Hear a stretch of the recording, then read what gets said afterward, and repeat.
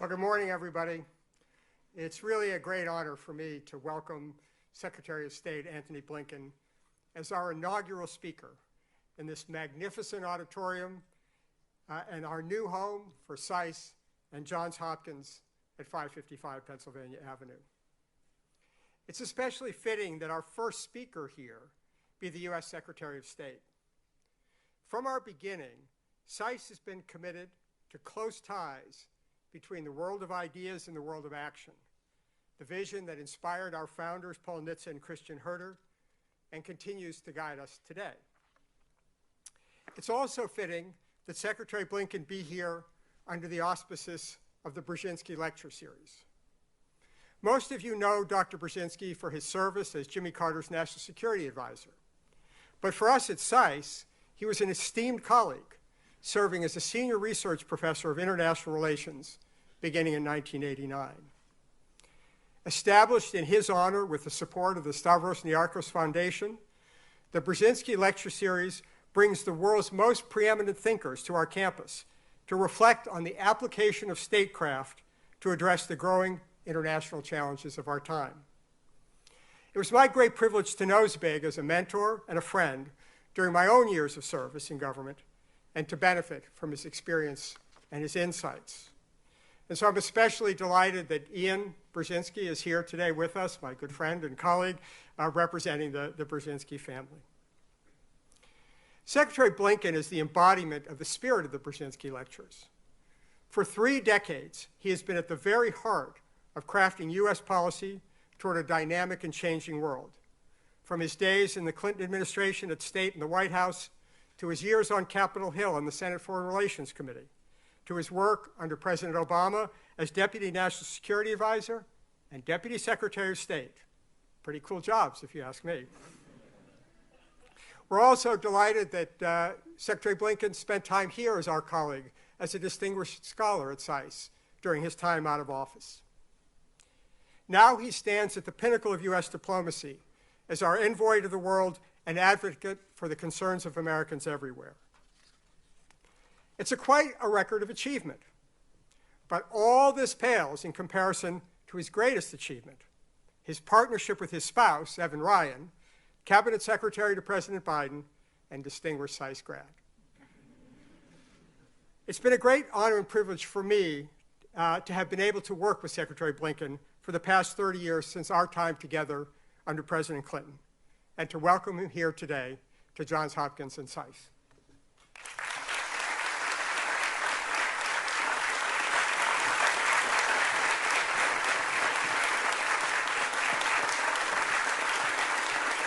Thank you.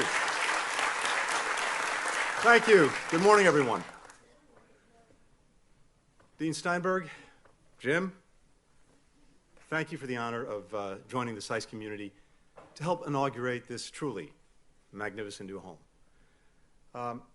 Jim has contributed so much over his remarkable career, but his most lasting contribution is the generation of thinkers, the generation of doers that he's educated, that he's mentored, that he's inspired, including me.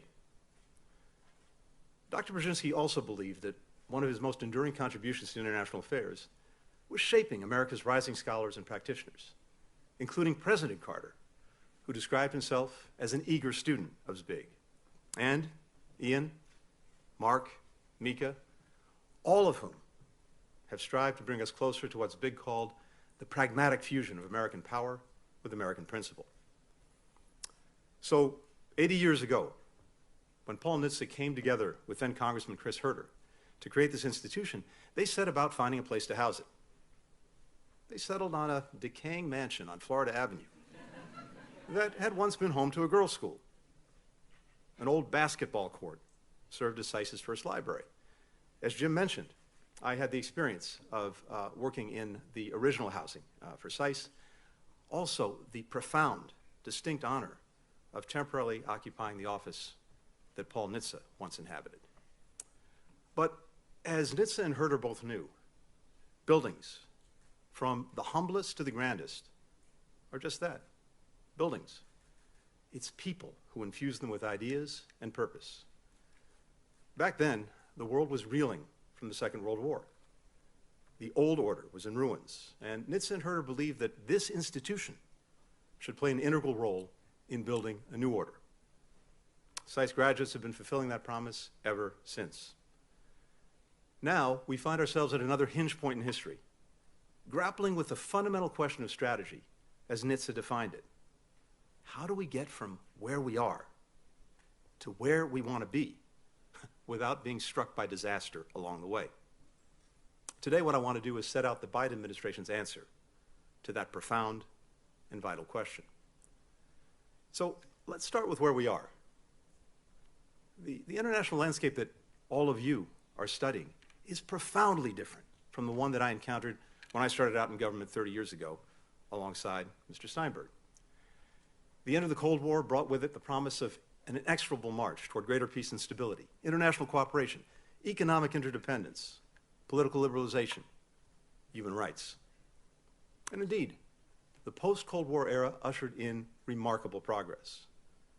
More than 1 billion people lifted from poverty, historic lows in conflicts between states, deadly diseases diminished, even eradicated. Now, not everyone benefited equally from the extraordinary gains of this period. And there were serious challenges to the order. The wars in the former Yugoslavia, the genocide in Rwanda, 9/11 in the Iraq War, the 2008 global financial crisis, Syria, the COVID pandemic, to name a few. But what we are experiencing now is more than a test of the post-Cold War order. It's the end of it. That didn't happen overnight. And what brought us to this moment will be the subject of study and debate for decades to come. But there's a growing recognition that several of the core assumptions that shaped our approach to the post-Cold War era no longer hold. Decades of relative geopolitical stability have given way to an intensifying competition with authoritarian powers, revisionist powers. Russia's war of aggression in Ukraine is the most immediate, the most acute threat to the international order, enshrined in the UN Charter, and its core principles of sovereignty, territorial integrity and independence for nations, and universal indivisible human rights for individuals. Meanwhile, the People's Republic of China poses the most significant long-term challenge because it not only aspires to reshape the international order, it increasingly has the economic, the diplomatic, the military, the technological power to do just that. And Beijing and Moscow are working together to make the world safe for autocracy through their no-limits partnership. As this competition ramps up, many countries are hedging their bets. The influence of non-state actors is growing, from corporations whose resources rival those of national governments, to NGOs providing services to hundreds of millions of people, to terrorists with the capacity to inflict catastrophic harm, to transnational criminal organizations trafficking illicit drugs, weapons, human beings. Forging international cooperation has gotten more complex, not only because of rising geopolitical tensions, but also because of the mammoth scale of global problems like the climate crisis, food insecurity, mass migration and displacement. Countries and citizens are losing faith in the international economic order. Their confidence rattled by systemic flaws. A handful of governments that use rule-shattering subsidies, stolen IP, and other market-distorting practices to gain an unfair advantage in key sectors. Technology and globalization that hollowed out and displaced entire industries, and policies that failed to do enough to help out the workers and communities that were left behind. And inequality that has skyrocketed.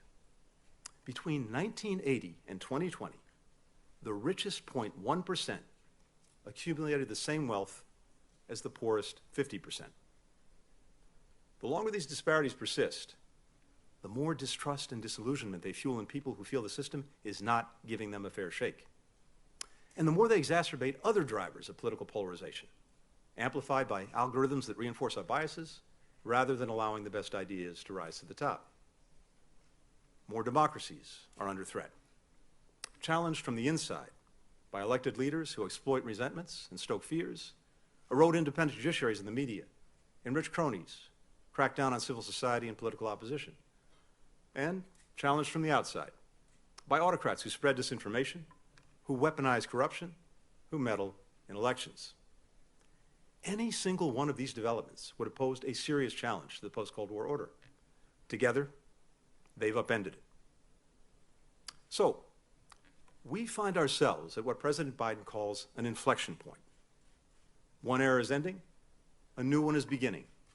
And the decisions that we make now will shape the future for decades to come.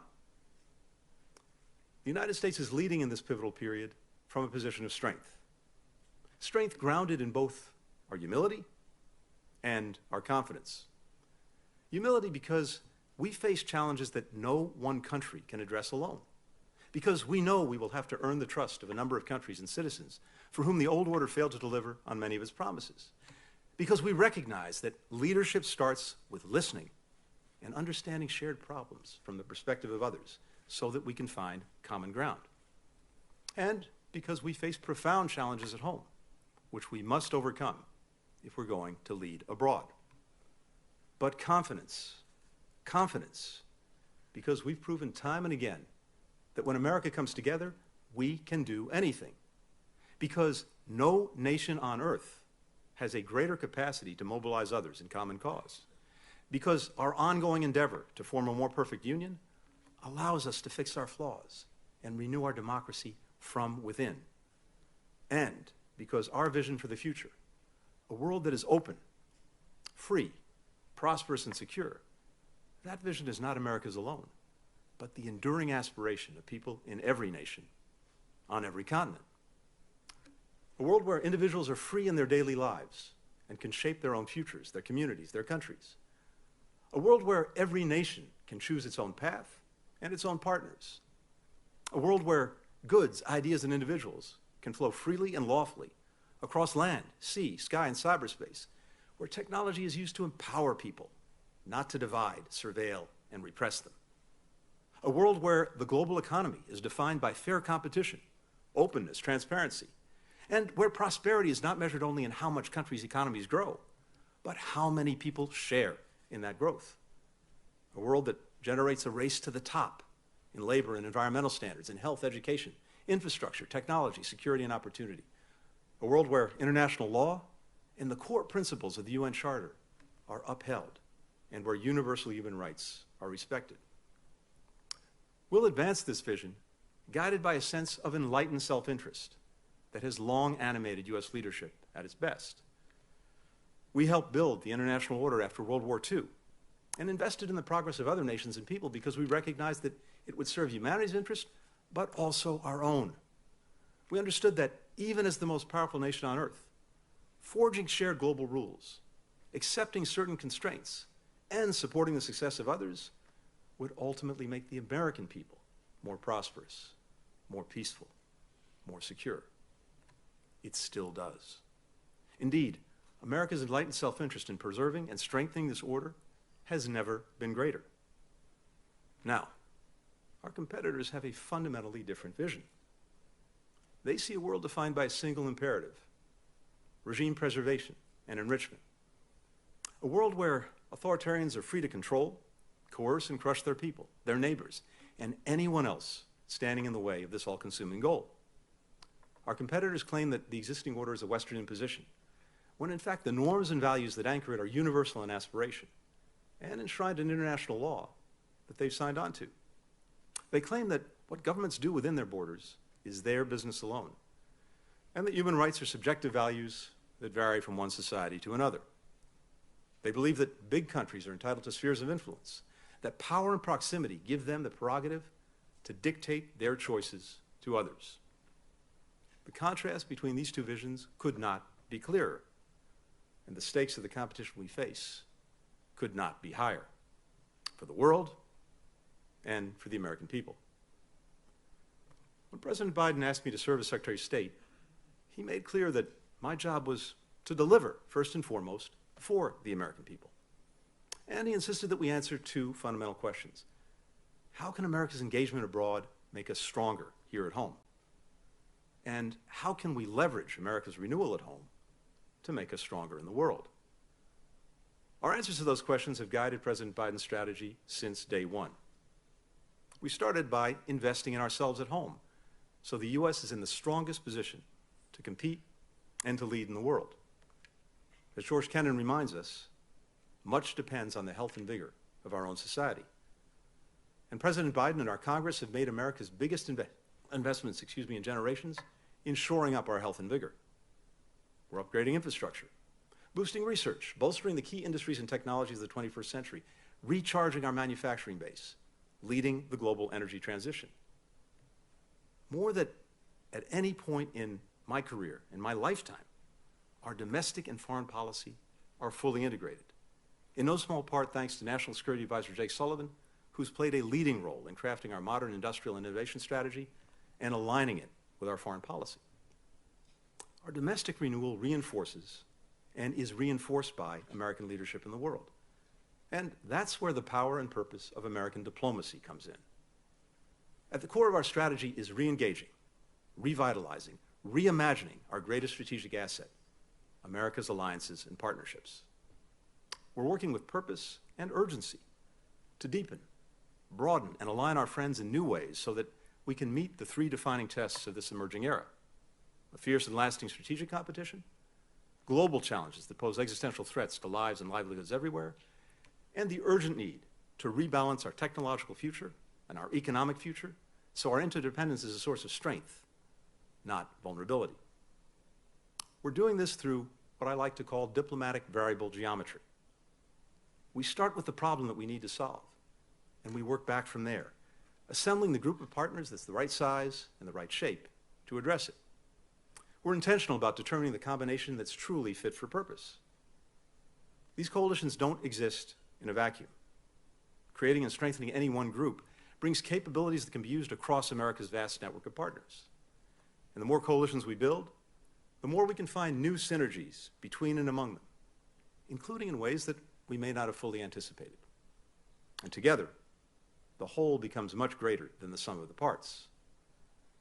Fellow democracies have always been our first port of call for cooperation. They always will be. That's why President Biden convened 2 summits for democracy to bring together leaders from democracies, big and small, emerging and established, to tackle the shared challenges we face. But on certain priorities, if we go it alone or only with our democratic friends, we will come up short. Many issues demand a broader set of potential partners, with the added benefit of building stronger relationships with more countries. So, we're determined to work with any country, including those with whom we disagree on important issues, so long as they want to deliver for their citizens, contribute to solving shared challenges, and uphold the international norms that we built together.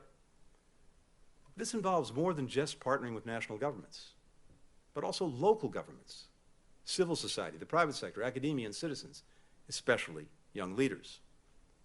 This is the heart of our strategy, to get from where we are to where we need to be. And we're pursuing it in 4 principal ways. First, we're renewing and deepening our alliances and partnerships and forging new ones.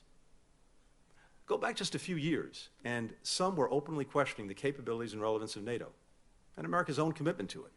Today, the alliance is bigger, stronger, more united than ever. We've added an incredibly capable new member in Finland. Sweden will join soon, and NATO's doors remain open. We've enhanced our deterrence and defense, including adding 4 new multinational battalions to NATO's eastern flank, and increasing defense investments to address emerging challenges from cyber attacks to climate change. We're transforming the G7 into the steering committee for the world's most advanced democracies, combining our political and economic muscle to not only address the issues affecting our people, but also to offer countries outside the G7 better ways to deliver for their people. We've raised the level of ambition in our relationship with the European Union. Together, we account for 40% of the global economy. We're using that power to shape our technological and economic future to reflect our shared democratic values. We're taking critical bilateral relationships to a new level. Our decades-long alliance with Japan is stronger and more consequential than ever, reaching new frontiers from space to quantum computing.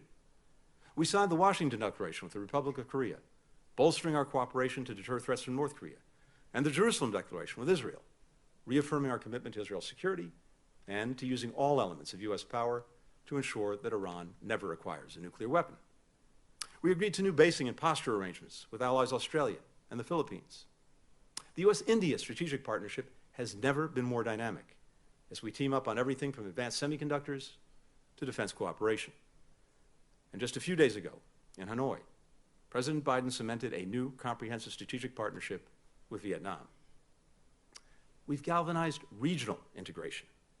In the Middle East, we've deepened both recent and decades-old relations between Israel and Arab states, and we're working to foster new ones, including with Saudi Arabia. In our own hemisphere, which is experiencing the greatest mass migration and displacement in its history, we've rallied 20 countries and counting around a regional strategy to ensure safe, orderly, and humane migration, while also addressing the root causes that are driving people from their homes in the first place. And President Biden has hosted summits with leaders from the Americas, Southeast Asia, Africa, the Pacific Island countries, to drive transformational partnerships. Second, we're weaving together our alliances and partnerships in innovative and mutually reinforcing ways across issues and across continents. Just consider for a minute all the ways that we've rallied different combinations of allies and partners to support Ukraine in the face of Russia's full-scale aggression. With Secretary of Defense Austin's leadership, more than 50 countries are cooperating to support Ukraine's defense and build a Ukrainian military strong enough to deter and beat back future attacks. We've aligned scores of countries in imposing an unprecedented set of sanctions, export controls, and other economic costs on Russia. On multiple occasions, we've marshaled 140 nations at the United Nations, more than two-thirds of all the member states, to affirm Ukraine's sovereignty and territorial integrity and condemn Russia's aggression and atrocities. We've rallied donors, philanthropies, humanitarian groups to get life-saving assistance to millions of displaced Ukrainians. We coordinated the G7, the European Union, and dozens more countries to support Ukraine's economy, to build back its energy grid, more than half of which Russia has destroyed. That's what variable geometry looks like. For every problem, we're assembling a fit-for-purpose coalition. Because of the remarkable bravery and resilience of the Ukrainian people and our support, Putin's war continues to be a strategic failure for Russia. Our goal is to ensure Ukraine not only survives, but thrives as a vibrant, prosperous democracy, so that Ukrainians can write their own future and stand on their own. Some once saw threats to the international order as confined to one region or another. Not anymore. Russia's invasion has made clear an attack on the international order anywhere will hurt people everywhere. We've seized on this recognition to bring our transatlantic and Indo-Pacific allies closer together in defending our shared security, prosperity, and freedom. When Russia cut off oil and gas supplies to Europe in the winter to try to freeze countries out of supporting Ukraine, Japan and Korea joined America's leading liquefied natural gas producers to ensure European countries had the energy needed to keep their homes warm throughout the winter. Japan, Korea, Australia, and New Zealand are now regular and active participants in NATO meetings. Meanwhile, European countries, Canada, and others have joined our allies and partners in Asia in sharpening their tools to push back against the PRC's economic coercion. And U.S. allies and partners in every region are working urgently to build resilient supply chains, particularly when it comes to key technologies and the critical materials that are needed to make them. We created a new security partnership, AUKUS, with Australia and the United Kingdom to build modern nuclear-powered submarines and to advance our joint work on AI, quantum computing, and other cutting-edge technologies. Coming out of the first ever trilateral leaders summit at Camp David last month between the United States, Japan, and Korea, we are taking every aspect of our relationship to the next level, from increasing joint military exercises and intel sharing to aligning our global infrastructure investments. We've elevated the Quad partnership with India, Japan, and Australia to deliver for our countries in the world on everything from manufacturing vaccines to strengthening maritime security to addressing climate challenges. When I set out the administration's Invest, Align, and Compete strategy toward China last year, we pledged to act with our network of allies and partners in common purpose. By any objective measure, we are now more aligned and acting in more coordinated ways than ever before. That allows us to manage our competition with China from a position of strength, while taking advantage of open channels of communication to speak clearly, credibly, and with a chorus of friends about our concerns, demonstrating our commitment to cooperate on issues that matter most to us in the world, and minimizing the risk of miscalculation that could lead to conflict. Third, we're building new coalitions to tackle the toughest shared challenges of our time, like closing the global infrastructure gap. Now, pretty much everywhere I go, I hear from countries about projects that are environmentally destructive and poorly built, that import or abuse workers, that foster corruption and burden them with unsustainable debt. Of course, countries would prefer transparent, high-quality, environmentally sound investments. They don't just always have a choice. We're working with our G7 partners to give them a choice. Together, we've committed to deliver $600 billion in new investment by 2027 through the Partnership for Global Infrastructure and Investment, or PGI. And we're focusing our government support on areas where reducing risks will unlock hundreds of billions more in private sector investment.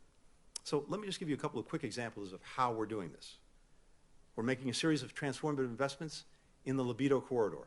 That's a band of development connecting Africa from Angola's port of Libido across the DRC to Zambia, with a new port, new rail lines and roads, new green power projects, new high-speed internet. The project will deliver 500 megawatts of power, enough to provide electricity for more than 2 million people, cut around 900,000 tons of carbon emissions every year, create thousands of jobs for Africans, thousands more for Americans, and bring critical minerals like copper and cobalt to global markets. When I visited Kinshasa last year, President Tshisekedi said that Libido is the choice that they've been waiting for, a chance to break from the exploitative, extractive development deals that they had had to accept for far too long. And just this past week at the G20, President Biden and Indian Prime Minister Modi announced another ambitious transportation, energy, and technology corridor that will connect the ports of Asia, the Middle East, and Europe. Saudi Arabia, the United Arab Emirates, France, Germany, Italy, the EU will team up with the US and India to turbocharge clean energy production, digital connectivity, and strengthen critical supply chains across the region.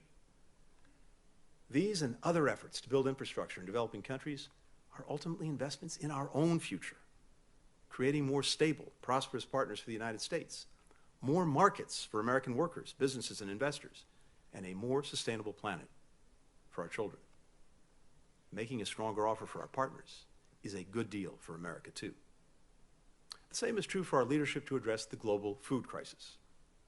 More than 700 million people worldwide face food insecurity, fueled by COVID, climate, and conflict, exacerbated now by Russia blocking the flow of grain from Ukraine, the world's breadbasket. Now, I've had a chance to listen to leaders in countries that have been the hardest hit by this crisis. And what they make clear to me is this: yes, they need emergency aid, but what they really want is investment in agricultural resilience, in innovation, in self-sufficiency, so that they don't find themselves in a crisis like this again. We're partnering with them to deliver just that, together with more than 100 countries that have signed on to a global roadmap for action. And we're leading by the power of our own example. The United States is the largest donor in the world to the UN World Food Program. We provide about 50% of its annual budget. Russia and China, less than 1% each. Since 2021, the United States has also provided more than $17.5 billion to address food insecurity and its root causes. That includes more than $1 billion every year toward Feed the Future, a USAID flagship program, our partnership with 40 countries to strengthen food systems. And it includes our support for something called VAX, a new program we launched with the African Union and the UN to identify the most nutritious African crops, to breed their most climate-resilient varieties, and to improve the soil that they grow in. The more countries can feed their own people, the more prosperous and more stable partners they'll be. The less they can be victimized by countries willing to cut off food and fertilizer. The less support they'll need from international donors. The more abundant the global food supply will be, lowering prices in markets everywhere, including in the United States. We're bringing a similar approach to emerging technologies like artificial intelligence. In July, President Biden announced a new set of voluntary commitments from 7 leading AI companies to develop safe, secure, and trustworthy AI systems. And just yesterday, 8 more leading companies signed on. These commitments are the foundation for our engagement with a wide range of partners to forge an international consensus around how to minimize the risks and maximize the potential of rapid AI advances. We're starting with our closest partners, like the G7, where we're designing an international code of conduct for private actors and governments developing advanced AI and common regulatory principles, and partners like the United Kingdom, which is convening a global summit on AI safety to better identify and mitigate longer-term risks. Now, for these norms to be effective, we'll need to bring a wide range of voices and views into the discussion, including developing countries. We're committed to doing just that. Shaping AI's use is critical to preserving America's competitive edge in this technology and also fostering AI innovation that actually benefits people everywhere, like helping predict individuals' risk of deadly disease or forecasting the impact of more severe, more frequent storms. That's the idea behind a meeting I'll host at the UN General Assembly next week to focus governments, tech firms, civil society on using AI to advance the Sustainable Development Goals. Let me give you just one final example of how we're building a new coalition to address a problem that many people probably didn't think of as a foreign policy issue: synthetic drugs. Last year alone, nearly 110,000 Americans died of a drug overdose. 2/3 of those deaths involved synthetic opioids, making synthetic opioids the #1 killer of Americans aged 18 to 49. The crisis cost the United States nearly $1.5 trillion in 2020 alone, to say nothing of the suffering it's inflicting on families and communities across our country. We're not alone in this. Every region is experiencing an alarming rise in synthetic drugs, and no one country can solve this problem. That's why we created a new global coalition to prevent the illicit manufacturing and trafficking of synthetic drugs, to detect emerging threats and patterns of use, to advance public health responses. More than 100 governments and a dozen international organizations have joined that coalition. Together, we're aligning joint priorities, identifying effective policies, integrating healthcare providers, chemical manufacturers, social media platforms, and other key stakeholders in our efforts. We'll meet next week in New York to broaden this work. Of course, these are far from the only areas where we're building or sustaining coalitions. We're also using them to address security threats, from the multinational task force we set up to protect the ships crossing the Straits of Hormuz, to the long-standing coalition of countries that we created to defeat ISIS. We continue to partner with governments, with regional organizations, citizens, to press for diplomatic solutions to conflicts new and old, from Ethiopia and eastern DRC, to Armenia and Azerbaijan, to Yemen, where we help forge and maintain a delicate truce. Our mediation helped Israel and Lebanon reach a historic agreement to establish a maritime boundary between their countries, enabling the development of significant energy reserves to the benefit of people in both countries and beyond. The more we bring together allies and partners to make real progress on critical issues like infrastructure, like food security, like AI, like synthetic drugs, like conflicts new and old, the more we demonstrate the strength of our offer. Take any recent challenge where nations around the world have looked to powerful countries to lead. At best, our competitors have sat on the sidelines, closed their checkbooks. At worst, they've made bad problems even worse and profited from others' suffering, extracting political concessions in order to sell countries vaccines, deploying mercenaries who make unstable places less secure, plunder local resources, and commit atrocities, turning people's basic needs for heat, for gas, for food, for technology, into a cudgel to threaten and coerce them. At this critical inflection point, we're showing countries who we are. So are our competitors. Finally, we're bringing our old and new coalitions together to strengthen the international institutions that are vital to tackling global challenges. That starts with showing up. When the United States has a seat at the table, we can shape the international institutions and the norms that they produce to reflect the interests and values of the American people and advance our vision for the future. Upon taking office, President Biden moved swiftly to rejoin the Paris Climate Accords, the World Health Organization. We won back a seat on the UN Human Rights Council. We recently rejoined UNESCO, the United Nations educational, scientific, and cultural organization that will play a role in shaping the norms that define artificial intelligence. We've competed intensely to elect the most qualified leaders to head international standard-setting agencies like the UN International Telecommunications Union and the International Organization for Migration.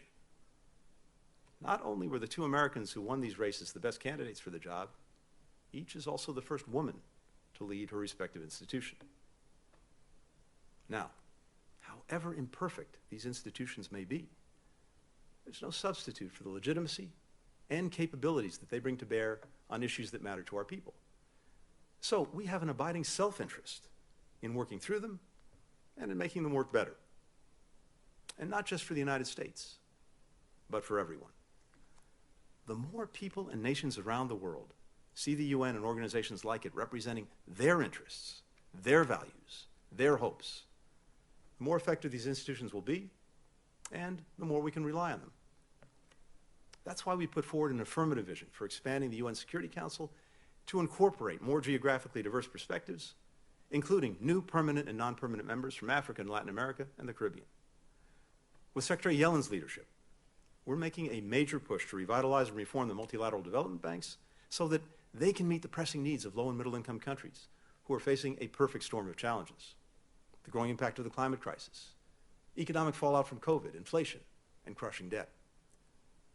President Biden is working with Congress to unlock new lending capacity for the World Bank and the International Monetary Fund to provide more financing at cheaper rates for investment in climate mitigation, in public health, and other critical issues in these countries. Together, these U.S.-led initiatives would generate nearly $50 billion in lending for low and middle-income countries. And with our strong push, the World Bank will soon enable countries to defer debt payments after climate shocks and natural disasters. When we strengthen international institutions, and when they deliver on their core promises to ensure security, to expand opportunity, to protect rights, we build a broader coalition of citizens and countries who see the international order as something that improves their lives in real ways and deserves to be upheld and defended. So, when the Beijings and Moscows of the world try to rewrite or rip down the pillars of the multilateral system, when they falsely claim that the order exists merely to advance the interests of the West at the expense of the rest, a growing global chorus of nations and people will say, and stand up to say, no, the system you're trying to change is our system. It serves our interests. And just as important, when our fellow Americans ask what we are getting in return for our investments abroad, we can point to tangible benefits for American families and communities, even as we spend less than 1% of our federal budget on diplomacy and global development.